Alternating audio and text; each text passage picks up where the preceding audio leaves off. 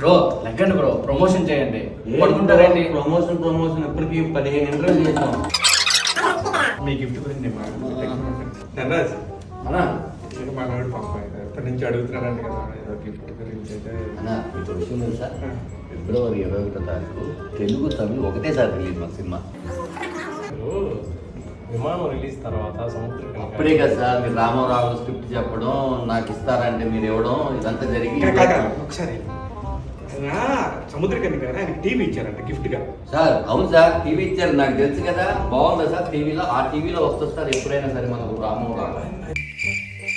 బాగుందండి. మీరేం ఎవరా రామారావు కథ ఇచ్చాను కదా, మీరేం ఎవరా? నేనేమి ఇస్తానని మీకు ఒప్పుకున్నాను సార్. ప్రొడ్యూసర్ గారు మధ్యలో డబ్బులు వస్తాయి అడిగితే ఇచ్చేసారు. ఓకే, మరి మీరు ఇవ్వరా? మీరు ఏమడిగారు నేను ఇవ్వడానికి? కాదు సార్, కథ ఇచ్చా. కథ ఇచ్చినప్పుడు ఏదో ఒకటి కథకి రెమ్యునరేషన్ ఇచ్చాడు కదా ఆయన. నేను అనకపోయినా మీరు మంచితనం ప్రదర్శించాలి కదా. ఇంత మంచిగానే ఉన్నాను కదా సార్, నేను ఏమైనా చెడ్డగా ఉన్నానండి? సార్ చెప్పండి. అది ఒక్కొక్కసారి మనకన్నా మంచిగా జరిగింది, మనం అంతా హ్యాపీగా ఉన్నప్పుడు మనం ఇస్తాం కదా. ప్రొడ్యూసర్లు కార్లు ఇస్తారు కొంతమందికి. నేనేమని చెప్పాను మీరు అది చెప్పండి నాకు. మీరు ఏమన్నారంటే రాము రాగం ఫిబ్రవరి 21 రిలీజ్ అయిన తర్వాత హిట్ టాక్ వస్తుంది, మ్యాట్నీకి మీ ఇంటి ముందు కారు ఉంటుంది అని అన్నారా లేదా? సార్ మర్చిపోయింది, నేను అన్నాను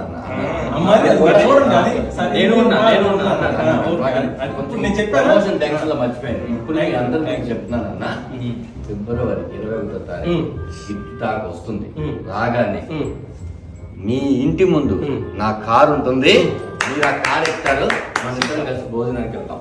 ఓకే సార్, అదే కదా.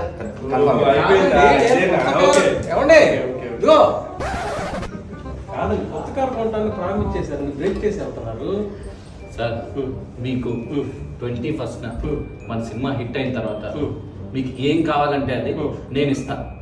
హిట్ అయిన తర్వాత మీరేం అవసరం లేదండి, ఎందుకంటే బోల్డ్ కథలు ఆఫర్లు వస్తాయి, మంచిగా కథలు అమ్ముకుంటాను.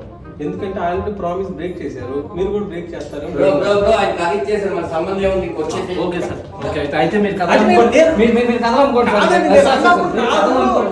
నేను ఇస్తాను, మీరు తీసుకోవాలనుకున్నాను. ప్రతి